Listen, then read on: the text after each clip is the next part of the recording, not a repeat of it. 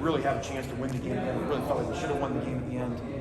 But when we got in the locker room, it just didn't feel like you normally felt. And that somehow that camaraderie, I think, got the guys to make the decision the first couple weeks of January, and that set the tone for the offseason program.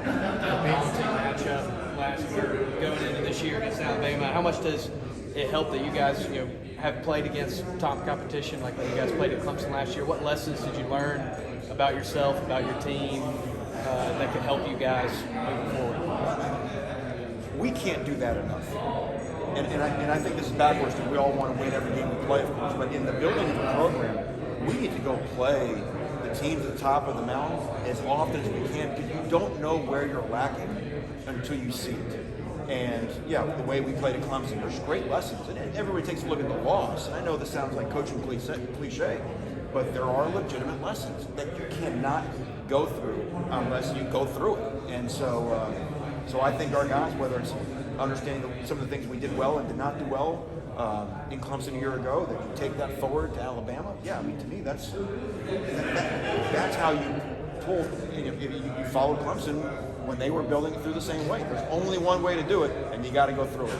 And then you guys haven't had a chance to look at it yet, but what do you think of the proposal for the possible 12-game expansion for the playoff? What's kind of gone through your mind? What do you like and what do you don't like about it?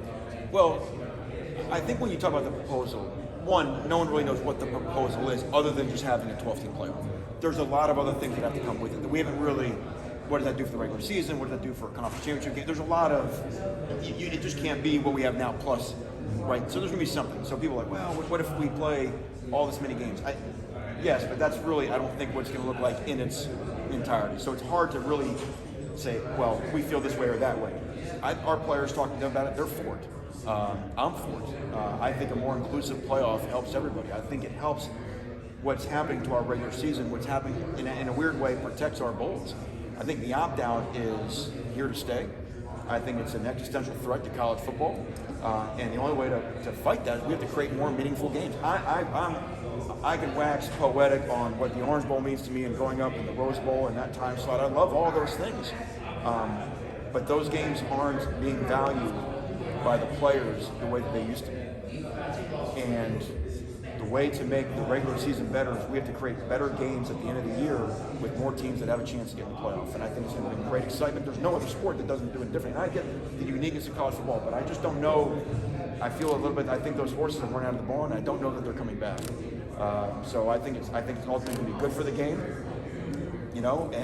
But I think we have to see. There's some other moving parts before we really say we're all in, all out based off of what it looks like. So talking with the players, maybe playing up to 17 games possibly. But I don't think that's going to happen. Okay. I don't think anybody's going to let it happen when we play. And that's my point. We can get stuck on that point and say, well, what if we play? Well, let's solve that problem. And that's my point. We got to get some smart people in the room and say, okay, if we're going to do this, well, what goes away?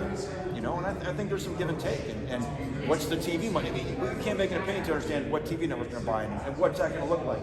And could you give away this game or that game? And that's why I say it's hard to just focus on this and then, here's a negative thing on that. Well, let's see what let's see what the whole thing looks like before we really have an opinion on it. If you have any 60 or seniors on your roster, those would be the only guys on your team that have lost to Florida State. I know that's like, what do you kind of credit for your team? I mean, I know how big that game is on your schedule every year, kind of what your team's done lately to kind of be up for that game and win it 4 in a row. I think Zach McLeod's the only player because he was here at 16 that lost to Florida State that day. It's a big deal in our program. It doesn't matter, again, I've been on both sides of that rivalry. It's a big deal in my life.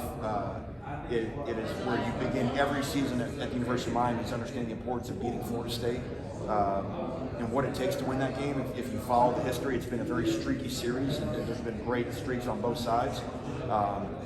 But it's a game we chose. I always feel like when Miami being connected, Miami being together, Miami really having its act together, generally gives it a chance to beat Florida State. We got a lot of respect for that program and the history of that program. So we got to go to Tallahassee this year.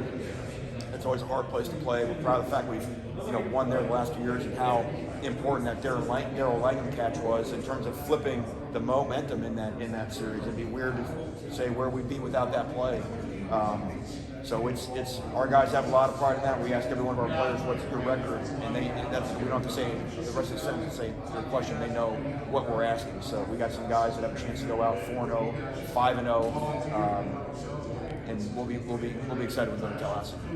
Briefly, as many guys as you have on defense, Manny, is there a temptation to get more sophisticated? Do you have the ability to get more sophisticated? Do you want to do just a lot of things really well, maybe a little simpler? I'm just kind of curious. I'm sure that's a balance you as a coach have to do. I think sometimes the sophistication isn't necessarily the volume of more calls. I think it's the depth of understanding, how we're going to be able to take things away, and maybe getting more complex in the way you match up routes and things like that. Understanding ultimately what you really want experienced players to do, having a guy like Bubba Bolden, is understand what the offense is doing. And experienced players, it's not just knowing the defense now, it's understanding the offense. They can look at an offense. When I'm young, I'm just trying to know my job. And there's an offense be holding a sign saying, we're running the ball right at you, and they wouldn't see it. So the idea of, and I think to your point, I've thought about your question more, and you look at a team like NC State, and I don't think people talk about it enough, bringing a ton of guys back. We play Alabama, don't want to talk about week 2. We play App State. App State has everyone back on their team. There's going to be a lot of experienced players that have been through some things, that have seen some things, and it is going to, you have to understand that there's a better product. You're going to be playing better teams that they won't beat themselves, I think, as easily. I think that's the whole point. I think you want to make yourselves harder to beat. Certainly, young players are more prone to make mistakes than older guys.